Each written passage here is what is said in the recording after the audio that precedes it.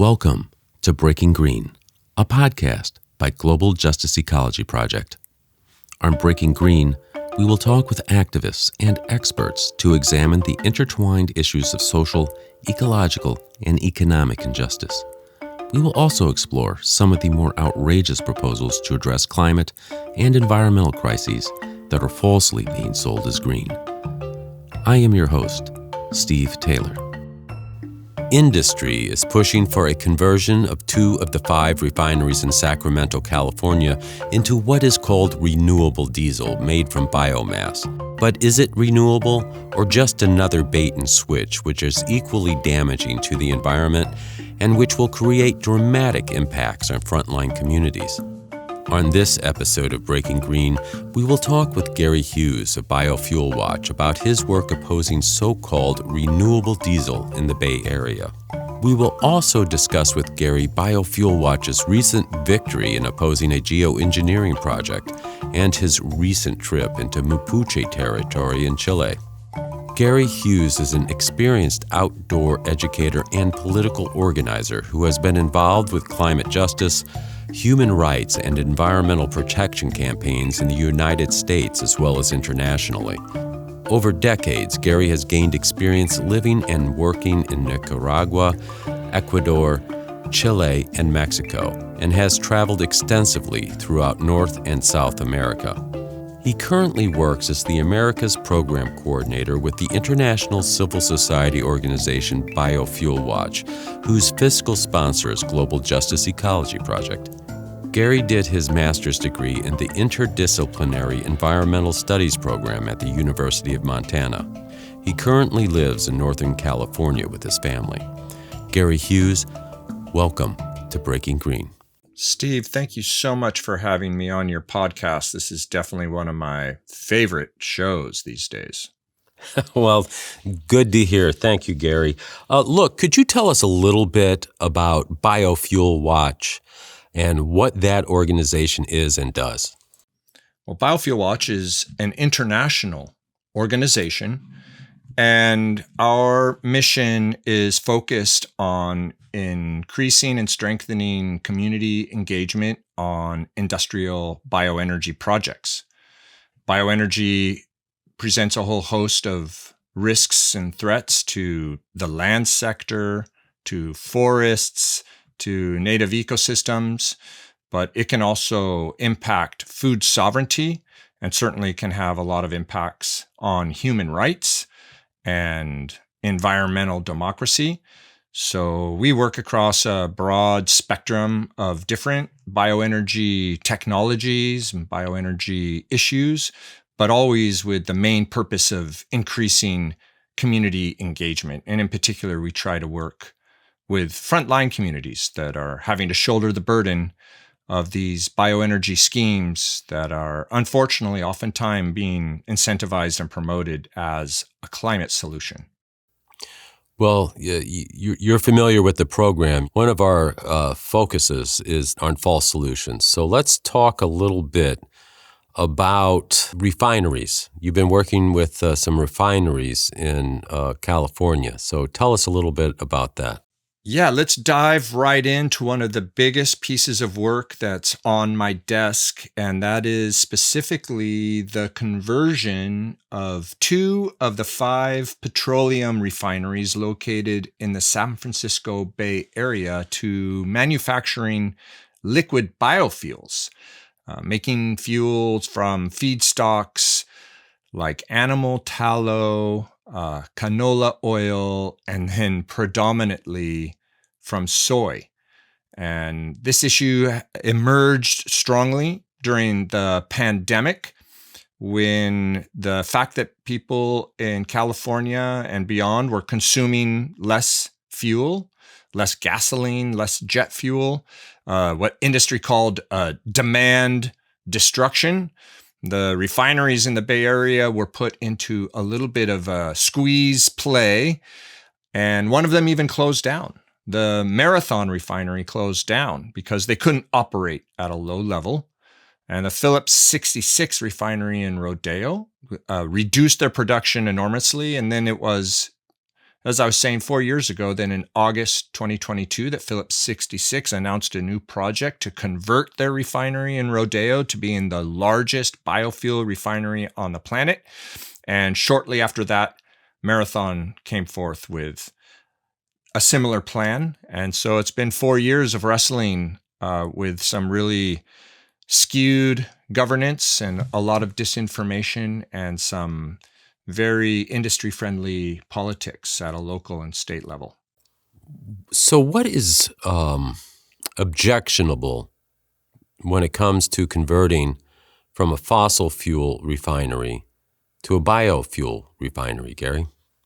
Well, for our organization, Biofuelwatch, one of the things we try to flag for communities and for people interested in these topics is to watch out for elected officials and agency representatives taking refuge in the political convenience of converting fossil fuel infrastructure to bioenergy infrastructure. It can be painted and framed as though these are efforts at decarbonization, but there's really a lot of evidence now that shows that relying on bioenergy is as equally damaging to the climate and can create even more dramatic impacts for frontline communities where land is being utilized for making the feedstocks, whether it be soy or a monoculture plantation for wood.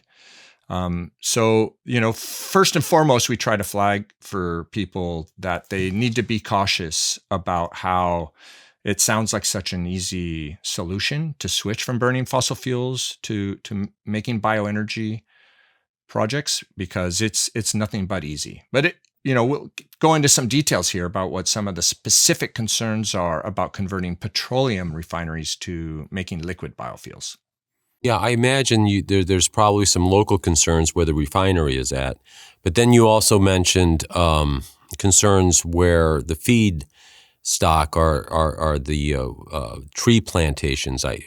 Is it tree plantations you're talking about, Gary? For woody biomass, you'll be looking to, utilize wood to burn to make electricity. You'll hear some interests suggest that we can make a liquid fuel from woody biomass, but we at Biofuelwatch have again and again watchdog projects that made huge promises about being able to make, for instance, an aviation fuel from woody biomass, and it can't be done at scale. So that's one of the bioenergy unicorns. But in particular, with the conversion of refineries to making these liquid biofuels, essentially, we are seeing that what we would call the unholy matrimony between big oil and big ag. And there is a really heavy pivot in California to making a product that's called renewable diesel. This is being incentivized by climate policy here in the state. Renewable diesel isn't renewable, even though its name implies. And renewable diesel is not biodiesel. A lot of people may have been exposed to a biodiesel product that would be blended with a petroleum diesel to be sold as biodiesel. Renewable diesel is a drop-in liquid biofuel. When I say drop-in, it means it's a diesel fuel that is chemically identical to the diesel that is made from petroleum, and thus it requires no modification in any way whatsoever of the diesel engine. It can still be blended with petroleum diesel. I mean, it's chemically identical. And over these last 4 years, since the pandemic, 2020, when these two refineries announced their plans to convert the refineries to largely making this renewable diesel, we've seen an absolute explosion in the production of this fuel and especially the consumption of this fuel in California. So it's not just these two refineries that are doing it. There are smaller refineries all around the country now that are making renewable diesel from soy, distilled corn oil, or from animal tallow. And then they're shipping that refined product to California, and it's sold and consumed here, and it therefore qualifies under the low carbon fuel standard for a carbon market incentive. But I think I really want to make sure listeners know and can distinguish and hear the name renewable diesel and be skeptical about it being characterized as renewable, but to know that this is a diesel fuel that is identical to the diesel fuel that is made from petroleum, and therefore it can just be used broadly. So if it is identical, I mean, does it have the same, when it's burned, does it have the same concern when it comes to putting off carbon? There are still lots of issues with the emissions, the carbon emissions. It still emits carbon when burned, but because it's a biofuel and it's characterized under the low carbon fuel standard is so-called carbon neutral. Actually, believe it or not, the emissions from the tailpipe are granted a complete waiver from carbon accounting. It's the same thing with burning woody biomass at a plant that's co-firing biomass with coal, or that has begun to substitute coal with biomass, that the emissions from the smokestack aren't counted under international carbon accounting rules. It doesn't mean that these emissions aren't still going into the atmosphere. So there are still lots of emissions from these fuels, but because of carbon accounting tricks, regulators and the project proponents are able to contend that they're particularly low carbon or low emissions, but nothing could be further from the truth. It's a carbon accounting scheme is what you're telling us. There's gimmicks definitely for the carbon accounting. So, to break it down into kind of simple buckets for understanding the climate impacts from the conversion of these two refineries here in the San Francisco Bay Area to making the liquid biofuels, is that most all stakeholders admit that the science around studying the emissions from the land use change, the land impacts from, for instance, growing soy, or also recognizing the fact that the soy agro-industrial model continues to expand further and further and into pristine native ecosystems and forested landscapes.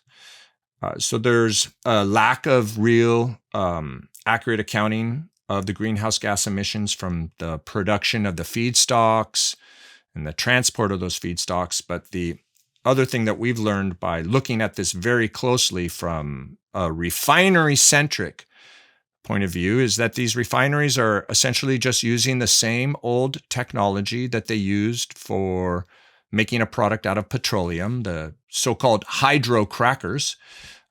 They're using, for instance, soy oil in the hydrocracker, but to make this renewable diesel that's chemically identical to a diesel that's made from petroleum requires phenomenal amounts of hydrogen. That's where the hydrocracker comes from. And all these refineries both have hydrogen producing facilities where they make the hydrogen from the steam reformation of methane gas or fossil gas, or what's popularly known as natural gas. So making this liquid biofuel at a refinery like the Phillips 66 refinery is incredibly emissions intensive, very high carbon dioxide emissions associated with the making of the hydrogen, phenomenal amounts of hydrogen to actually make the fuel, and really lots and lots of feedstock. So per barrel of refined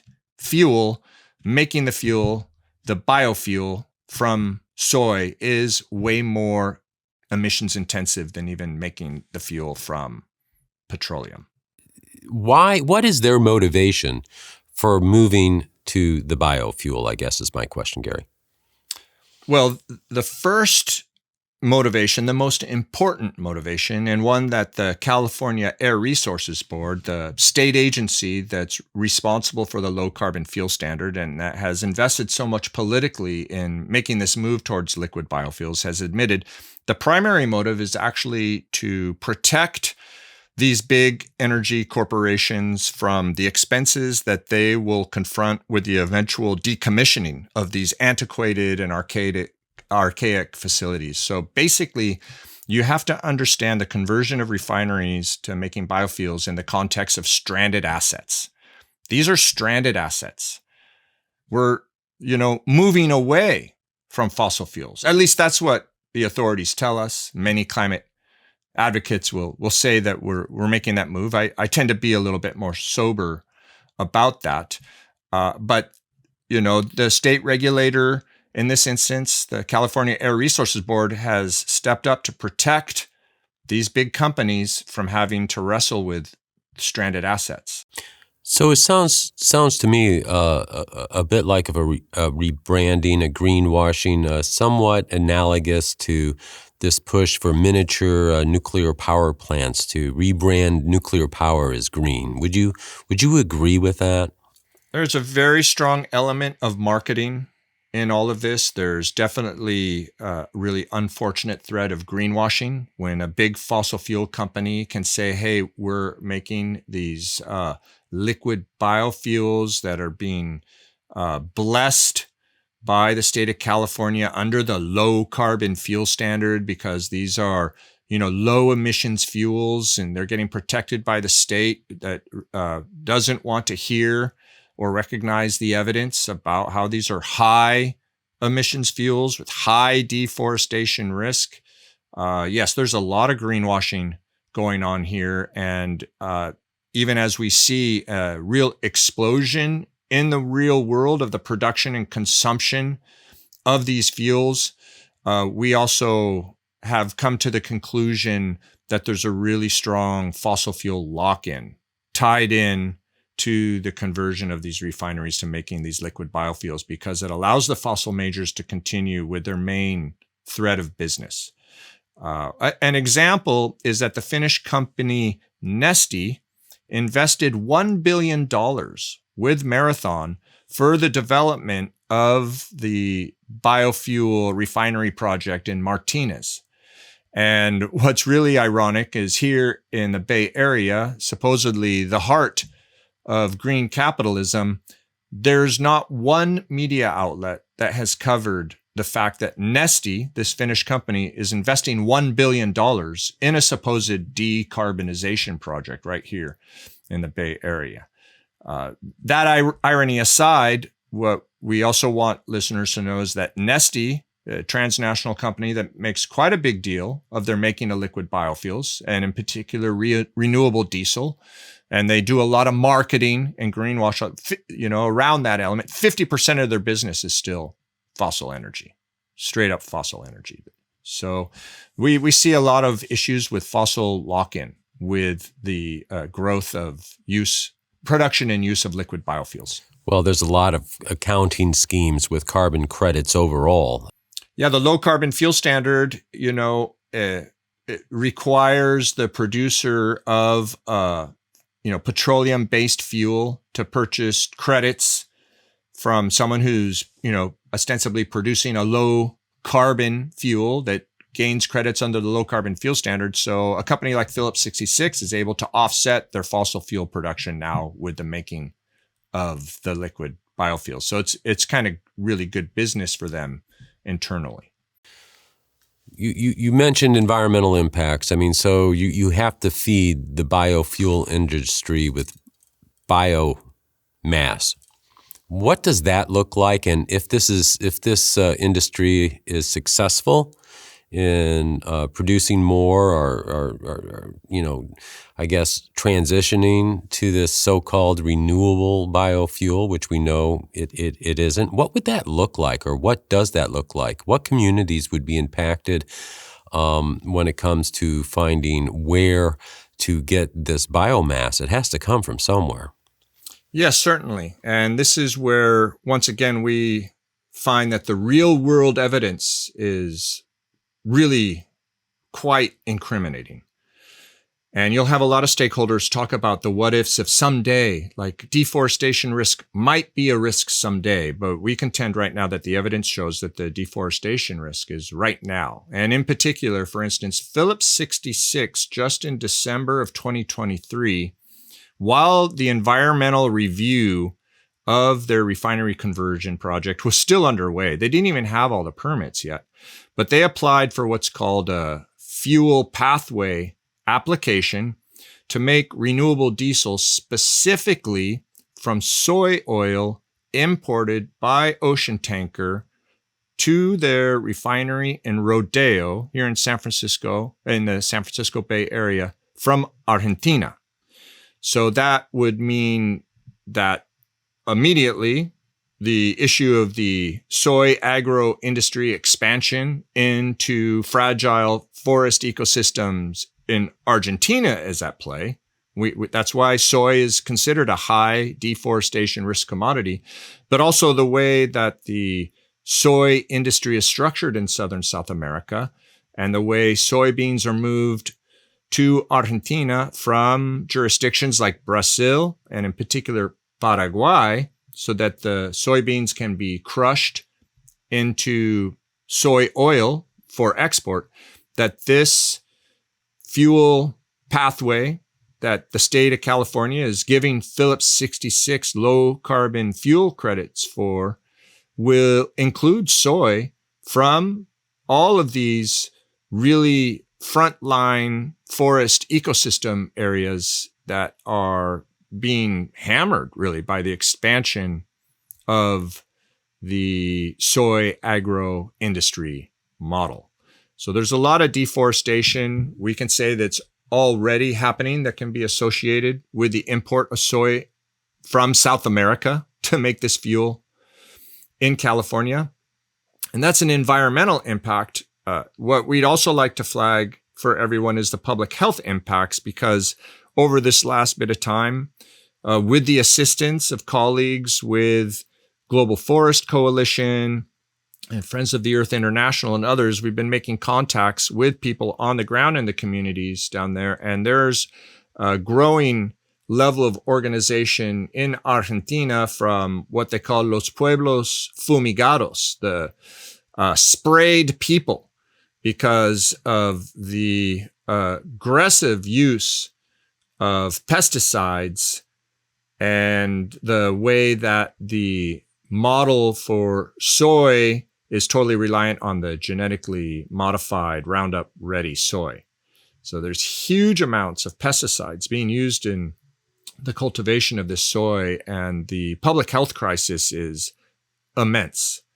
It really is manifesting itself in some of the worst ways people can imagine in terms of cancers, birth defects, and other really severe impacts. So there's the, as far as frontline communities go in South America, they are already now being subject to the impacts of California's climate policy, which tries to paint these fuels as somehow climate friendly. These false solutions seem to disproportionately impact the global South in many ways. It just seems to be a rule. It's climate colonialism. There's no question about it whatsoever. And that is why, I've been working with Biofuelwatch for a short while. And it's why that the directors of the organization asked me to contribute to their community effort, to our small civil society effort, because we've recognized that Sacramento, California is a theater of operations for all of the biggest extractivist corporations on the planet. And these are oftentimes, entities with pretty extensive operations in the global South, but they know that if they can paint some of their extraction as ostensibly climate friendly in California, they'll be able to use that precedent on beyond. And that's where we've seen, Bayer, which bought Monsanto, actually, lobbying in Sacramento in promotion of making fuels from soy. They see it as really good business, and they're trying to set things up here in California to protect themselves. And ultimately, very cynically, this is where I, have come to the conclusion that unfortunately a great part of climate policy on a global level is really just a tool of neoliberal economic expansion. And, these interests have been really effective at appropriating the concerns that the public have about climate and try to then cloak their extraction in that vocabulary. And as you were saying, greenwash it. Gary, I also wanted to talk to you about some of your work with the city of Alameda. The city council voted to call off the University of Washington's Marine Cloud Brightening Project, which had been conducting geoengineering experiments in California. Your organization, Biofuelwatch, I believe Indigenous Environmental Network, Hands Off Mother Earth, were very involved in getting the city council, I believe it is, to cancel that project. For Biofuelwatch, I have been asked to take on a number of different roles to be at the cutting edge of these false solution politics. And one of those roles has been to participate in the steering committee of the Hands Off Mother Earth Alliance. And HOME, as we call it, is the global campaign against geoengineering. And for Biofuelwatch, because of our focus on bioenergy, a lot of our real effort on geoengineering tends to focus on the carbon dioxide removal technologies, a lot of the bioenergy with carbon capture and sequestration, a lot of those technologies. But also I've worked quite a bit around solar geoengineering. I predict that solar geoengineering will probably be one of the defining climate justice issues of the late 2020s. I think we've only kind of started to see how it's emerging. But what is happening, and as we saw then in Alameda, is that there's a lot of really big tech money, in particular Silicon Valley tech money, going into trying to develop these technologies, because from their frame of the world, if they can find some way to engineer the climate, then they can avoid coming to grips with their outlandish wealth and the inequity that's clearly associated with the way that economy is working for the world. And so there was an outfit called Silver Lining that is a very newly appeared not-for-profit organization registered here in the United States that has collaborated with the University of Washington, and then also with a very, very powerful and very big money research and development not-for-profit organization called SRI International. And they began to collaborate with a museum on an old aircraft carrier that is docked in Alameda. The island of Alameda was for many decades one of the biggest military bases in the United States. Most of that military activity has totally gone away, but the city's gone about redeveloping some of those properties. Some of it's very interesting. But in this instance, Silver Lining went ahead and started doing a project which was more kind of public relations stunt, where they wanted to show people how they were going to spray and measure salt aerosols in order that they could begin to estimate how they could use these aerosols in a technology that would ostensibly increase the albedo effect of clouds so that it could reflect solar energy away from the planet and ostensibly cool the planet.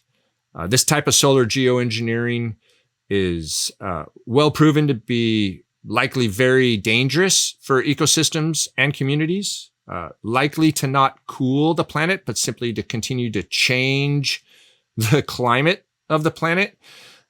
And Silver Lining went ahead and started this experiment and then went forth with a massive media outreach campaign.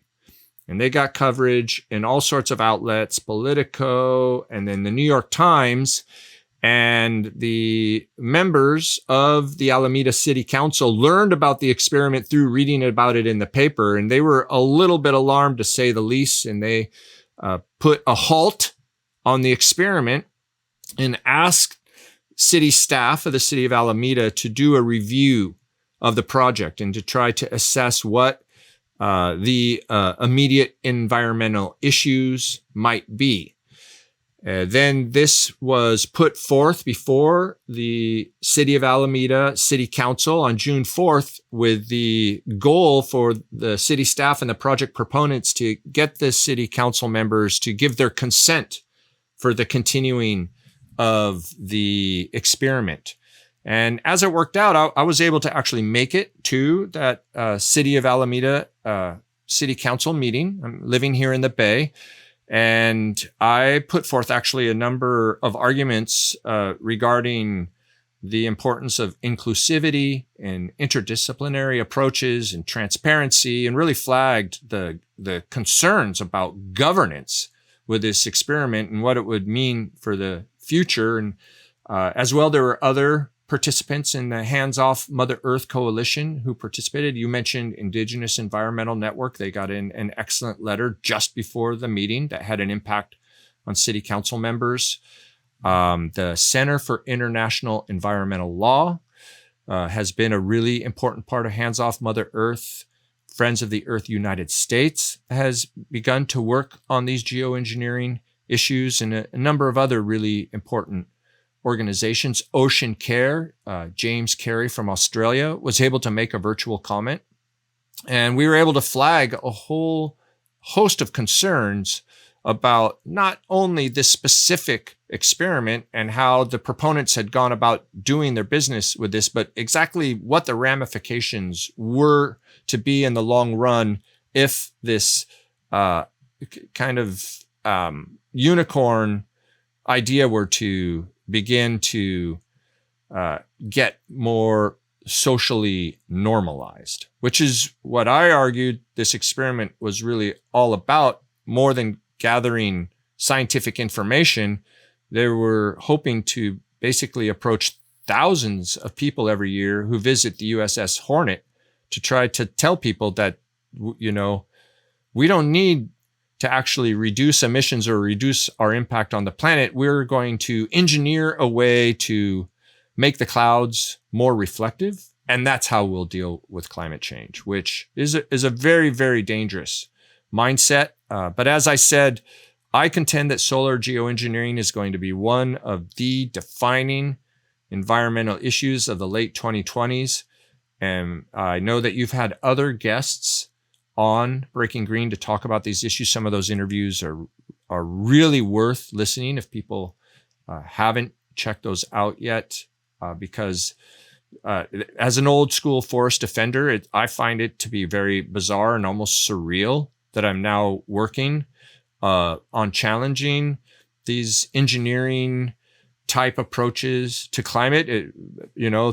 35 years ago, sitting under the old growth that was slated to be clear cut, we used to kind of, joke about where all of this was going, where the earth destruction could be going. And here it is. It's people really are totally bought into their kind of tech grifter approach, thinking that they can manipulate the atmosphere to address climate change, when all the evidence shows that the impacts would be devastating for ecosystems and communities. I think you're right that this is going to be a huge issue. If you want to talk about colonialism, who gets to decide what the weather will be? I mean, let's just look at the history. Probably some nations in the global south are not going to get the better part of it. If you have these fixes and then let's say 100, 200 years from now, people quit doing it for whatever reason. Maybe there's political will, economic problems, maybe societal collapse. It's going to be somewhat of a boomerang effect.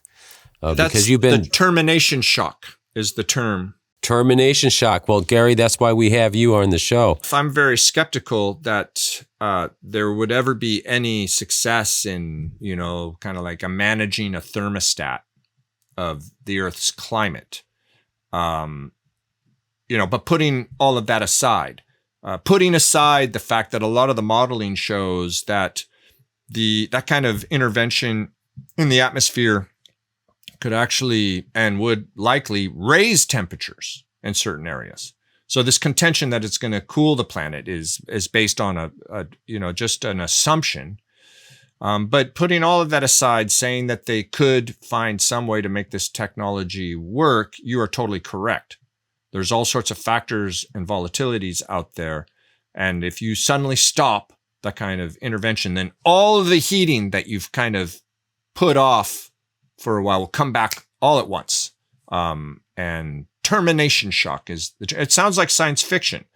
And it is. And again, I'm an old school forest defender. I still take most satisfaction in working for forests and rivers, and for communities that live closely with the land. And it can be quite a surreal thing to contemplate working on these geoengineering issues now. But, no, it's not. For a long time, we thought it was fossil fuel interest that was driving this. And I think 20 years ago, some of the early emergence of the ideas of solar geoengineering could be associated with fossil fuel interests. But now it's really clear that the fossil capital is there, but it's kind of fringe. It's really the Silicon Valley billionaires that are pushing this. And that's where I think, without going into too much depth, but, I think there's an increasing amount of awareness of the very dangerous worldviews that these this billionaire class from Silicon Valley has right now. And so I think we should also be really attentive to the failures, the really high profile failures, companies like Theranos with Elizabeth Holmes, Sam Bankman-Fried, and all the fraud.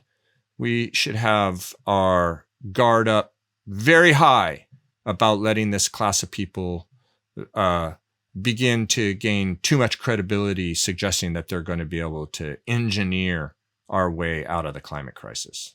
It's fascinating, Gary, that you bring up that billionaire class. There's a lot of interest also in that class of, let's say, going to Mars and living on Mars. I mean, and frankly, I mean, the radiation situation on Mars is such that it just seems strange to me that there's so much interest in going to Mars and terraforming Mars when we can't even take care of this planet. It just seems far-fetched. It seems to be vainglorious, a bit egotistical. Hubris is the word that always comes to mind. There you go. I like that one. Yep. Just this weekend, I got the opportunity once again to get in. There's not a lot of old growth redwood left. And sometimes even when you're in what's left, you can see the impacts of the edge effect and how the forest is a remnant, really, of what it was. But when I'm deep in the redwoods and I'm marveling at the miracle of life, I have to really question the worldview of people who believe arrogantly that they can engineer nature better than what nature has already proven it can do. It is a concern to me that these people are so detached from the planet itself, detached from the people that live close to the land.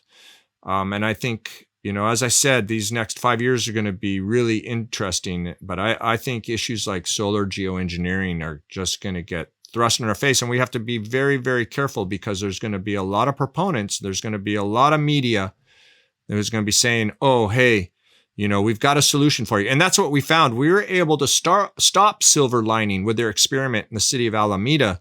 And we've, in retrospect, found it incredible because we noticed that Politico was supporting them. We noticed that New York Times was supporting them. We noticed they had all sorts of media suggesting that their research was of huge importance, and those of us who were putting up resistance were, ignorant and anti-science.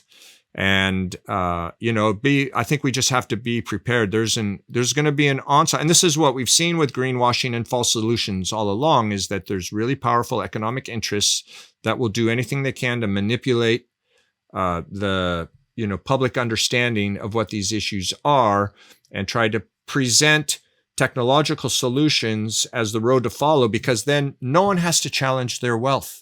No one has to challenge the increasing concentration of political power that's associated with their wealth. But those of us who've been working on these issues for decades, and we know that inclusiveness is central, and we're working with communities on the ground all over the world and learning from them, we know full well that there is no engineering solution. We're not facing a crisis that can be solved with technology. This is a moral and ethical challenge that we're confronting, and we need to approach it with real ethics. And this is where putting our hands in the dirt and touching earth, I think, is one of the best ways for us to do our work every day. Even though it's not always possible for me, I try, and I know lots of people who are listening will do the same. Whether it's just working in the garden or dealing with some firewood, to stay close to the earth and remember where it is that we're from. Could you tell us briefly, because we're running out of time, about your recent trip to Chile? Yeah, I was really lucky to travel back to Chile in April of this year, 2024. And I had been there in 2019 with the team from Global Justice Ecology Project. We have a really good team when we travel together. As it worked out, I was only able to make it on my own in April, but did a really sobering tour through the Bio region of Chile, Wallmapu, the heart of Mapuche territory, and learned a great deal about what is going on with companies like Arauco and their management of plantations and their new giant pulp plant in Orcones, and the increasing militarization of the area as the Chilean state relies on the military to protect the plantation assets of these companies. I learned a great deal, and we didn't get into it much on the show today, but working closely with Global Justice Ecology Project and you, Steve, we're really excited because we know that later this year, the team from Global Justice Ecology Project as well is going to get down to Chile and to keep working on documenting what's happening on the ground and making visible to the world what the impacts are of an industry that's kind of slipped out of view a little bit because of the important but increasing focus on fossil fuels and such. But the pulp industry and the biomass industry and this wood products industry is still wreaking incredible havoc. There is a major issue in the summers of Chile now with wildfire, but just this week, we've been getting lots of images and news from the flooding that's happening from really heavy rains, but entire watersheds that have been converted to these monoculture plantations that have no capacity for retaining water in any way whatsoever. So there's a lot of social and environmental pollution from this model. And I'm glad to just do a flyby on it now on Breaking Green to alert regular listeners to the fact that this is a topic for sure that will be visited again in the future in this podcast, and that for sure Global Justice Ecology Project and Biofuelwatch will keep doing what we can to raise awareness about what's happening in Wallmapu. Well, thank you so very much for joining us today at Breaking Green, Gary Hughes. Well, thank you very much, Steve. This has been great. You have been listening to Breaking Green, a Global Justice Ecology Project podcast. To learn more about Global Justice Ecology Project, visit globaljusticeecology.org. Breaking Green is made possible by tax-deductible donations by people like you. Please help us lift up the voices of those working to protect forests, defend human rights, and expose false solutions. Simply text GIVE, GIVE, to 1-716-257-4187. That's 1-716-257-4187.